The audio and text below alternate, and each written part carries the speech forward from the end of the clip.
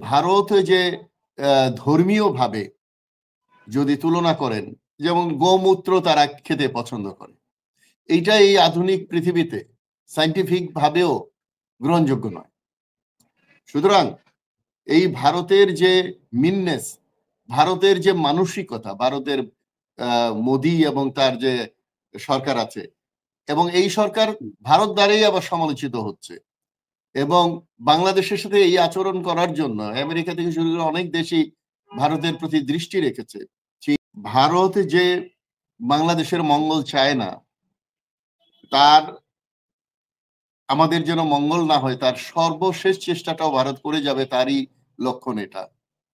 তারা যদি উদার মনে ভাবতো যা হবার যা হয়েছে, পাস্ট ইজ পাস্ট, এবং আমরা একটা ব্যক্তি একটা দলের জন্য স্যাক্রিফাইস না করে আমরা বাংলাদেশের মানুষের সাথে একটা ভালো সম্পর্ক তৈরি করি, এই অঞ্চলে শান্তি নিশ্চিত করার জন্য এটাই হতে পারতো ভারতের সবচেয়ে বড় রাজনৈতিক। আওয়ামী লীগ স্বৈরাচার পতনের পর শেখ হাসিনার সাথে যারা ভারতে পালিয়ে আছে, তারা শুধু আজকে না, প্রথম থেকেই তো আতঙ্কিত।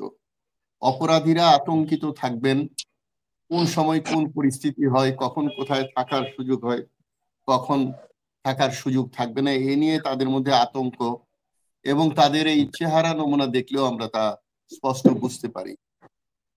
কখনো কখনো তাদের কথাবার্তায়ও তা প্রকাশ পায়।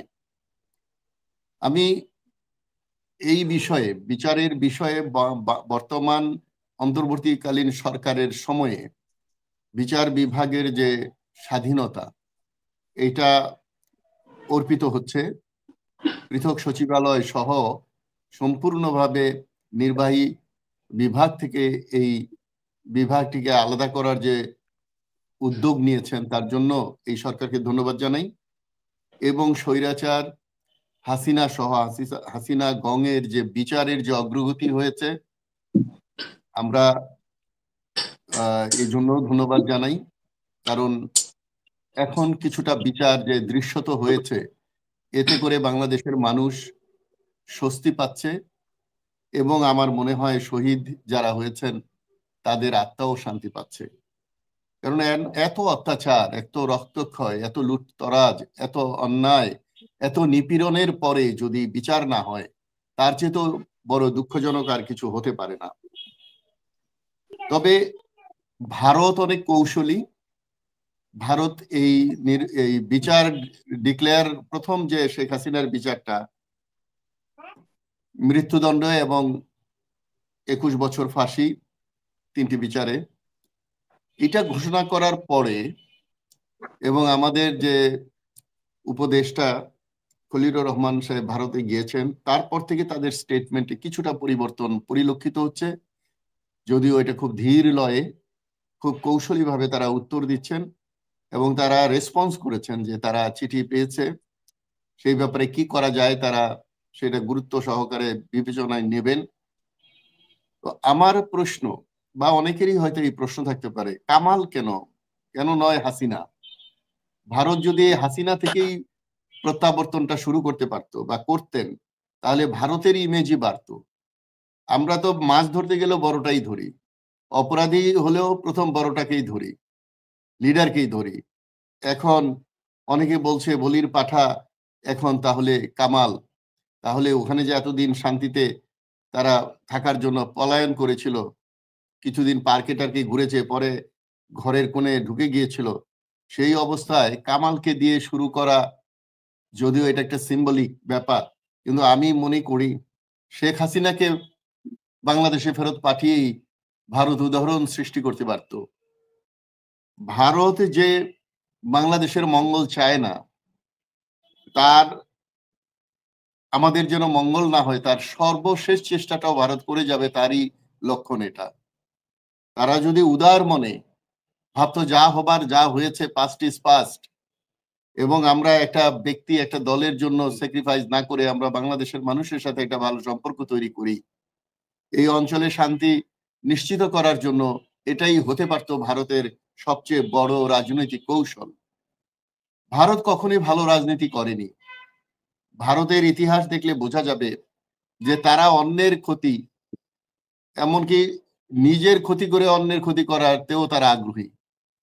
কিন্তু ভারত হয়তো বুঝতে পারছে না যে বাংলাদেশে অশান্তি সৃষ্টি করে বাংলাদেশের মানুষ, বাংলাদেশের রাজনীতিবিদ, বাংলাদেশের সুধী সমাজ যেভাবে সচেতন হয়েছে এই জুলাই বিপ্লবের মধ্য দিয়ে, এই আন্দোলনের মধ্য দিয়ে, সেখান থেকে আর পেছনে ফিরে যাবে না বাংলাদেশ।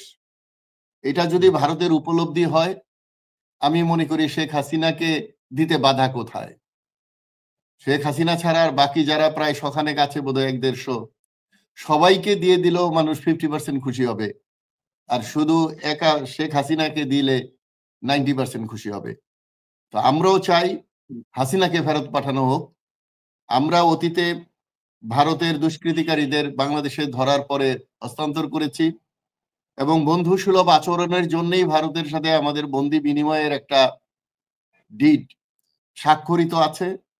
আমি আশা করি সেটার কৌশল খুঁজে না খুঁজে, ত্রুটি না খুঁজে উদার মনে শেখ হাসিনাকে দিয়েই এই প্রত্যাবর্তন ভারতের শুরু করা উচিত, যেটা বাংলাদেশের মানুষ স্বাগত জানাবে। আর যদি তারা কামালকে দিয়ে শুরু করে, হাসিনাকে আটকে রেখে অন্য কোনো চিন্তা করে, তাহলে বুঝতে হবে যে ভারত এখনো আমাদের অমঙ্গল কামনা করে। জনাব আফসারি, ভারত হাসিনাকে ফেরত দেওয়ার বিষয়টা যেটা বললেন, যে হাসিনা এখন পর্যন্ত ভারতবর্ষে রাজনৈতিক কার্যক্রম পরিচালনা করছেন, তার দল পরিচালনা করছেন, অনলাইনে বিভিন্ন ধরনের নির্দেশনা দিচ্ছেন, বাংলাদেশে বিভিন্ন নাশকতার পরামর্শ দিচ্ছেন, কিন্তু ভারত তাকে কিছুই বলছে না। এমন অবস্থায় আসলে কি ভারত হাসিনাকে ফেরত দেওয়ার পক্ষে কোনো সিদ্ধান্ত নেবেন? না, আপনি যেটা বললেন এটা একটা গণতান্ত্রিক বা পৃথিবীর একটা অন্যতম বড় গণতান্ত্রিক দেশ হিসাবে এটা মোদী সরকারের করা ঠিক হয়নি। এই আচরণ, এই মোদী সরকার ব্যক্তি পরিবারের দিকে যে টিল্টেড, এটা না হয়ে জাতি বা গভর্নমেন্ট টু গভর্নমেন্ট যে সম্পর্ক, সেটা মোদী লক্ষ্য করছে না। এবং আমি ব্যক্তিগতভাবে মনে করি যে এতে মোদীরও খুব একটা লাভ হচ্ছে না। মোদীর ইমেজ, আপনি হয়তো খবর রাখেন যে ভারতে দিন দিন হাসিনার বিরুদ্ধে ভয়েস রেইজ হচ্ছে। তাদের আপনি যদি তাদের সংসদে আলোচনাগুলো শোনেন, তাহলে মোদীকে দায়ী করে বলা হয় যে কেন এই শেখ হাসিনাকে কি লাভে, কিসের প্রয়োজনে, কিসের স্বার্থে শেখ হাসিনাকে এখানে আশ্রয় দেওয়া হয়েছে। একটা দেখুন, আইন কানুন আছে, আবার আচরণ এবং সংস্কৃতি আছে। পৃথিবীতে একটা উন্নত পরিবেশ তৈরি করার জন্য সবার উদ্দীপনা থাকা উচিত।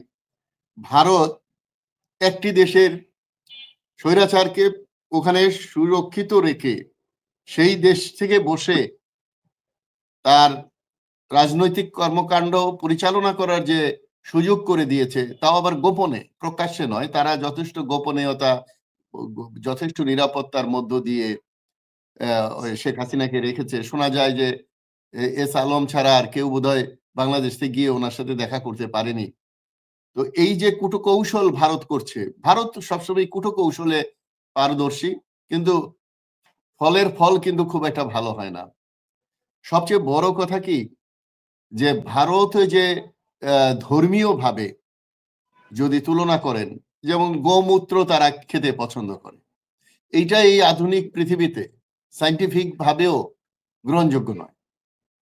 সুতরাং এই ভারতের যে মিননেস, ভারতের যে মানসিকতা, ভারতের মোদী এবং তার যে সরকার আছে, এবং এই সরকার ভারত দ্বারাই আবার সমালোচিত হচ্ছে, এবং বাংলাদেশের সাথে এই আচরণ করার জন্য আমেরিকা থেকে শুরু করে অনেক দেশই ভারতের প্রতি দৃষ্টি রেখেছে। চীন, রাশিয়া, জাপান, আমেরিকা, ইউকে সবাই তারা লক্ষ্য করছে, অবজার্ভ করছে। তো সুতরাং আমি মনে করি যে ভারত একটা সঠিক, সুন্দর, সাবলীল গণতান্ত্রিক রাজনীতি করছে না। তাদের যেটা ভবিষ্যৎ ছিল যে পৃথিবীতে একটা পরাশক্তি হয়ে ওঠা, সেটা তো দূরের কথা, এখন আঞ্চলিক শক্তি হিসাবে টিকে থাকতে পারবে কিনা মোদী সরকারের মাধ্যমে, সেটা ভারতকে ভাবতে হবে। ভারত আগামী নির্বাচনে হয়তো এর দাঁত ভাঙা জবাব দেবে, এবং শেখ হাসিনার জন্য যে কি ক্ষতি হয়েছে ভারতের, সেগুলো আগামী নির্বাচনের আগে দেখবেন খুব স্পষ্টভাবে আলোচিত হবে, সারা পৃথিবীতেই এটা নিয়ে কথা হবে। তো সুতরাং ভারত একটা প্রকাশ্যে অন্যায় করে যাচ্ছে। যে আমরা যেমন ওই যে ফিলিস্তিনে দেখি ইসরায়েলিরা ওরা যেমন অন্যায় করছে প্রকাশ্যে, ঠিক তেমনি ভারত বাংলাদেশের সাথে প্রকাশ্যে যুদ্ধ ঘোষণা করার মতোই আমাদের উপর চড়াও হয়ে আছে, যেটা গত 17 বছর তারা জারি রেখেছিল। সেখান থেকে তারা স্বচ্ছ এবং সুন্দর পরিবেশে ফেরত যেতে চাচ্ছে বলে মনে হচ্ছে না। তারা তাদের চেষ্টার শেষ বিন্দুটা পর্যন্ত চেষ্টা করবে যে কিভাবে তারা তাদের দাদাগিরি জাহির রাখতে পারে এবং বাংলাদেশকে তাদের অধীনস্থ প্রজা হিসাবে, প্রজাতন্ত্র হিসাবে এবং আরেকটা পুতুল সরকার বসিয়ে কিভাবে আমাদেরকে শোষণ করতে পারে, নিপীড়ন করতে পারে এবং বাংলাদেশের কে তারা একটা বাজার হিসাবে ব্যবহার করতে পারে, এই চেষ্টা তারা অব্যাহত রেখেছে, হয়তো রাখবে। এর পরিপ্রেক্ষিতে বাংলাদেশের মানুষকেই মাথা উঁচু করে দাঁড়াতে হবে, প্রতিরোধ করতে হবে। বাংলাদেশে কিন্তু আগে এত প্রকাশ্যে ভারত বিরোধী মতামত প্রকাশ করা হতো না। 5ই আগস্টের পর যেভাবে আমাদের কণ্ঠ এবং ভয়েস রেইজ হয়েছে, সেটাকে অব্যাহত রাখতে হবে যতদিন না এই ভারতের আগ্রাসী মনোভাব থেকে আমরা মুক্ত হতে পারি। ধন্যবাদ। ধন্যবাদ।